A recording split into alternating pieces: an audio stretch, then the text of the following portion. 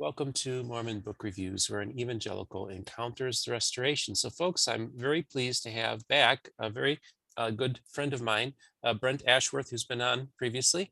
And this is going to be part of a series that we're going to be doing in which we kind of discuss the various items of his collection that deal with his collection of Mormonism. But before we go there, welcome to the program, Brent. And thank you, Steve. It's good to be with you again.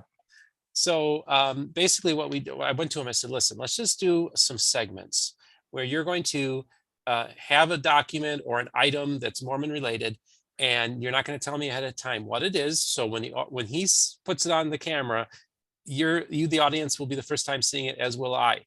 And so then it's just he's going to talk about it, and then I'm going to learn about it while he's talking about it, and then ask him questions and do some follow-ups and stuff like that. So I just thought this is going to be like a really cool series. We're going to call it Show and Tell with Brent Ashworth. This is a wonderful book. It's a beautiful book. It talks about a lot of items in his personal collection, and it tells his life story as well, which is really cool. It kind of talks about his life as well as the items that he has. It's kind of a unique book.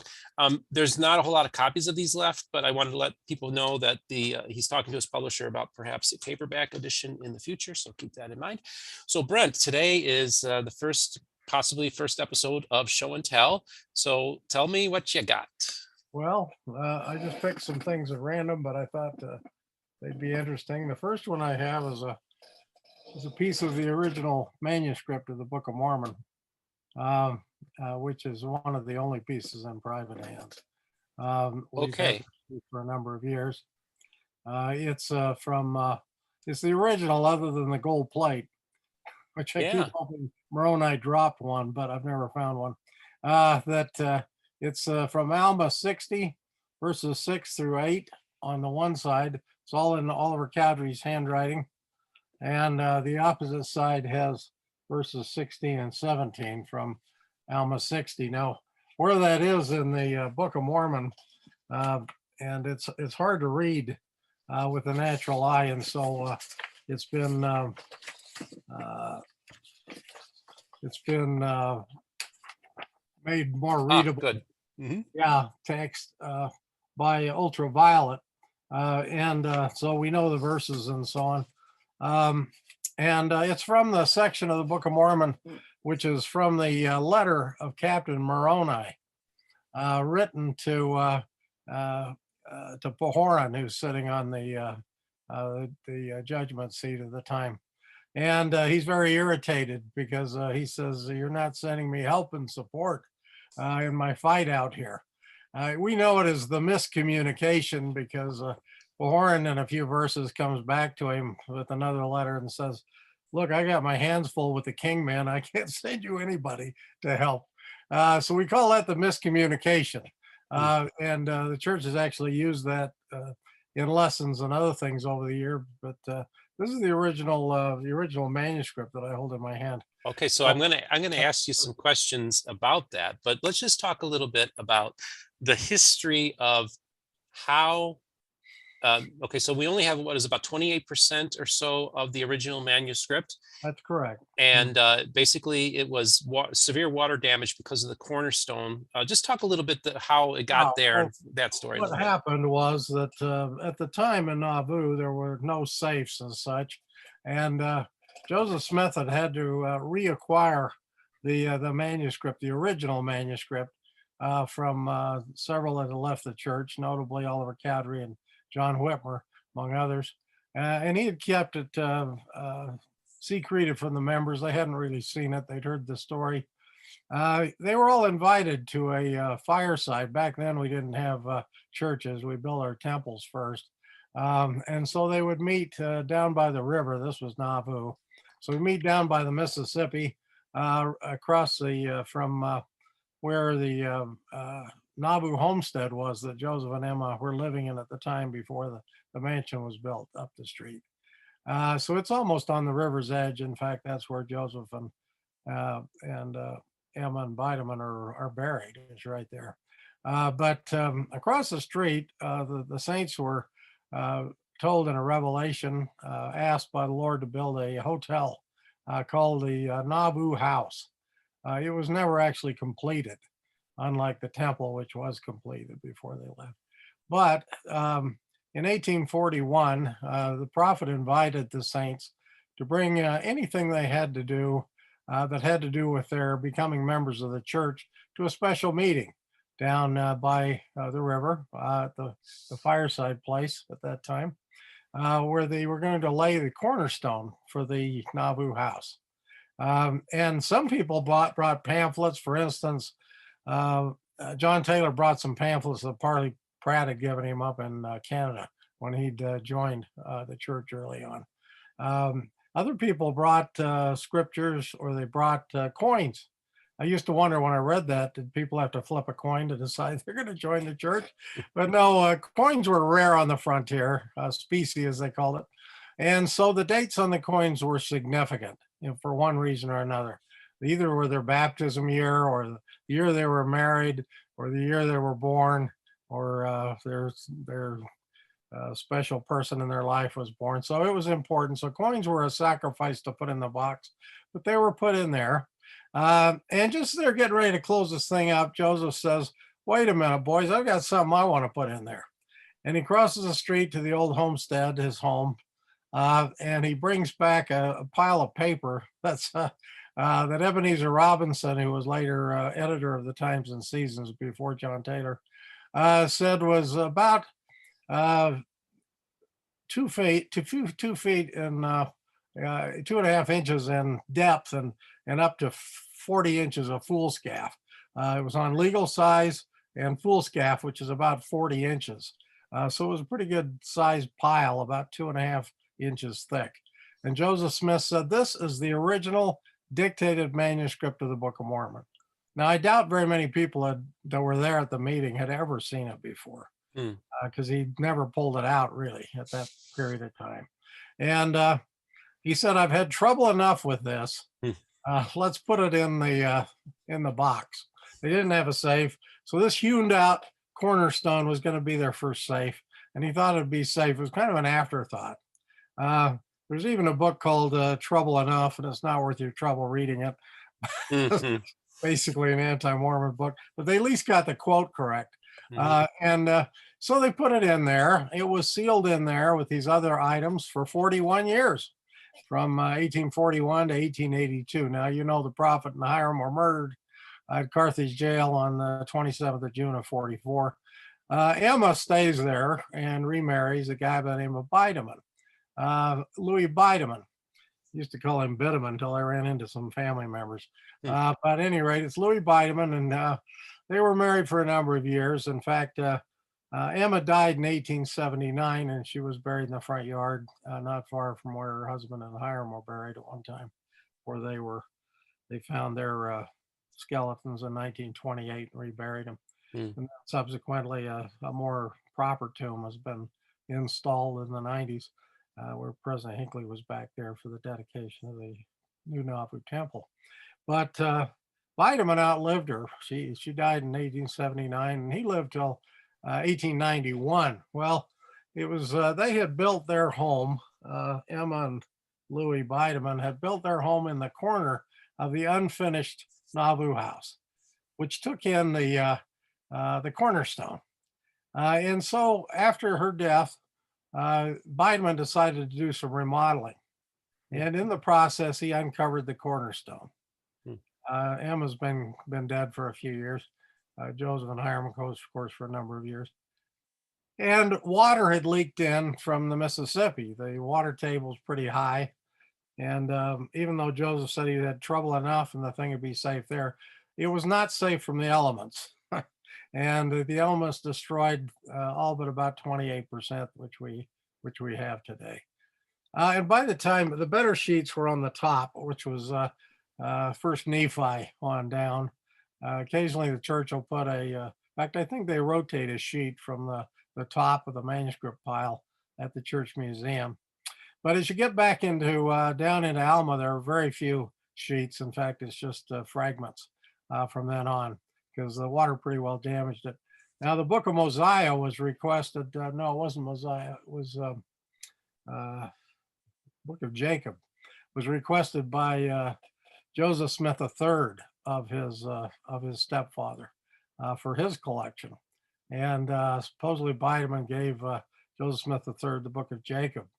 From Well, the original manuscript. from the original manuscript. And And so does the later, Community of Christ have that in their safe? no, it's when they were asked about it, when he was asked about it later on, Joseph Smith III said, "Well, it crumbled in my hands," Oh. which is very possible because by the time you get down to that part in the book, there's just fragments of the manuscript. Do you think that was his favorite part of the Book of Mormon? That's why he Well, asked for it? possibly because you may recall Jacob had one man, one wife Ah, yes. in the marriage portion. So that's why everybody thought he wanted Jacob. But Mhm. when asked about it later, he said that it had basically crumbled in his hands. So Mm. he didn't have it. The original manuscript was dug up by Bideman, and Latter-day Saints who had lived in Nauvoo years before would travel through and ask Bideman, that knew about it, would ask Bideman if he had any fragments. and uh, and typically Bideman would go to the back room and pull out what he had and maybe give them a few. Oh, Sarah Kimball, the lady that came up with the idea that the workmen on the Nauvoo temple needed to have clothing, and she went to a Miss Cook who they took the idea to Emma Smith, who took it to the prophet, and out of that we got the revelation of the Benevolent Relief Society of Nauvoo. So mm. Relief Society was organized as a result of Sarah Kimball and Miss Cook's inquiries to Emma, Hmm. and Emma's inquiry to Joseph, and Joseph to the Lord. Well, um, she was there visiting her old house. Her home, Sarah Kimball's home's been restored there in Nauvoo. It's one of the ones that was in a little better shape, and it was restored. And she was one of the founders of the Relief Society. Well, she made visits back there to her old home, pilgrimages, we call them, and asked Bideman for any fragments he had, and he gave her quite a few. Franklin D. Richards, the early apostle, was also church historian at one time for many years, and he would go back, like when he was on his way to head up the British mission, European mission at one time, he'd stop in Nauvoo each time and pick up pieces of the manuscript that he could from Bideman. There was a Bishop Kessler from Salt Lake who got a half sheet. There's different tales about that half sheet. It's the only one that's at the University of Utah rather than at the Church Historical Library. The Church History Library has almost all of it. In fact, they encouraged their missionaries when they went through Nauvoo to go ask Bideman for some pieces. There's almost no fragments in private hands now. This fragment's one of maybe two or three. Wow. So So it's you have to rare. tell me, how you got your hands on that, man. Well, it's kind of an interesting story, but it came down. Franklin Richards' family, Charles C. Richards, his son, was also church historian later. And in 1946, he had a little piece of this that hadn't been transferred to the church. There were some fragments, the last given to the church prior to this were in 1946. And the Church News had a nice article about it. They were presenting the pieces to President George Albert Smith, who was then president of the church. And unfortunately, the fragment that mine came out of was a bigger fragment originally, who his daughter had taken to school, was the story, and showed it for show and tell. And only half of it came back. Oh. And the other half has never been found. But this half came back, and the Smith family, rather than turning it over to the church, had kept it in another location or something and found it. And in right after the Hoffman deal, I was in 1987, 86. I had paid, $25,000 for a phony page. It's the biggest page that I'm aware of that the Hoffman had created, and it was a phony page. And the church published it in the December '83 Ensign, full page in that. Big mistake. Anyway, we didn't know that at the time. Was that one that was in Martin Harris's handwriting by chance? No, it Oh, was. it wouldn't have been. That's right. That I was the haven't lost found extent. one of Yeah. those, but Yeah. this one was supposedly in Cowdery's. It Okay. looked identical to Cowdery's, only the writing was smaller. Oh. And in a lot of reading, I've done an awful lot of reading on forgers since then, and found that forgers tend to write smaller. Mm. So nothing surprising that way. What was surprising this year is that Royal Skousen, who put together he's one you ought to interview, Yeah. who put together uh, the manuscript of the Book of Mormon for publication for the First Presidency in recent years. It came to me last. He knew about this little fragment, and so it's been in his book as we own it. But he came back to me wanting that forged page by Hoffman to put in some footnote to. I says, "You really want that?" And he says, "Yeah, we have to tag that now too. Put it in a footnote as a Hoffman forgery." So he came back in the spring, and they took a scan of that too. But this little piece is well known. It's one of the only pieces not at the church, and then of course the Kessler half sheets at the University of Utah. Now I thought there were 2 sheets at the University of Chicago. Turns out those are forgeries, according to Hoffman? yeah. They Oh, really? think forgeries that Hoffman's uh, sold to them for like $100,000. What Royal told me back then. I only paid Nice. 25 for my You forgery. got a bargain. I got a bargain. and, I got ripped pretty good. But at any rate, the point is that this little fragment is genuine, the one that I showed you, and it's one of the few outside the church in private hands. It used to be years ago that the church would bring us together. I got it in 1986, 87 period. It was offered to me. It had been offered to the church. Church didn't want to spend the money for it, so they sent it my way basically, and so that's how I got it. It fits actually into a larger sheet, which they have the rest of it.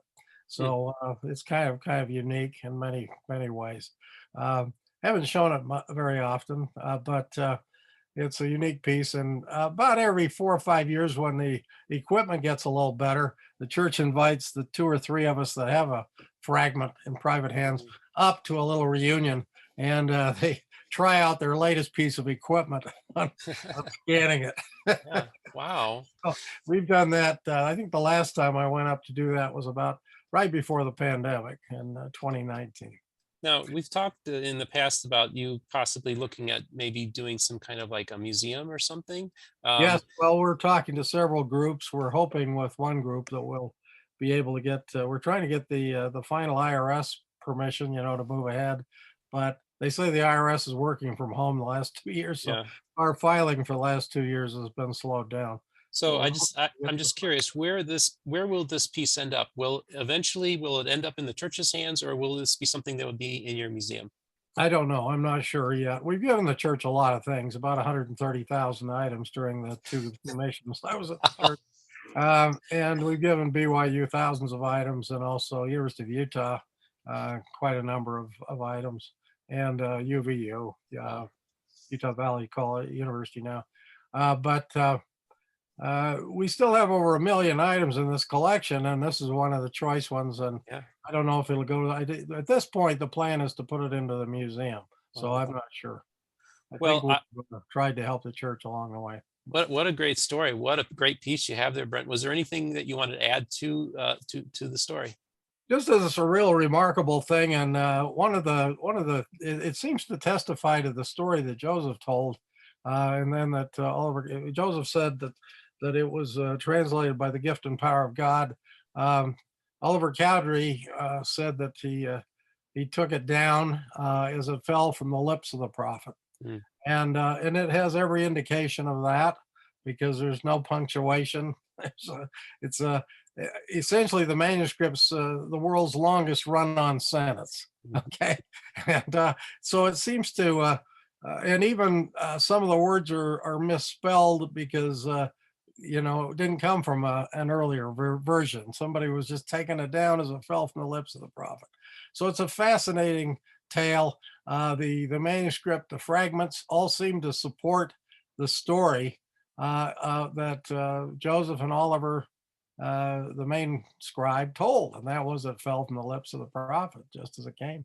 And we know that Joseph Smith, unlike me, my 30 years as an attorney, I would ask secretary, well, now would you read me back this what we wrote this morning so I can, Mhm. there's none of that in this manuscript. Joseph, all the witnesses, including his wife and others that acted as scribes, says Joseph merely took up at the next word, and went on with the man. So the type of what we know of this translation story is testified to in these fragments, and and I kind of like that a lot. I think that's fun.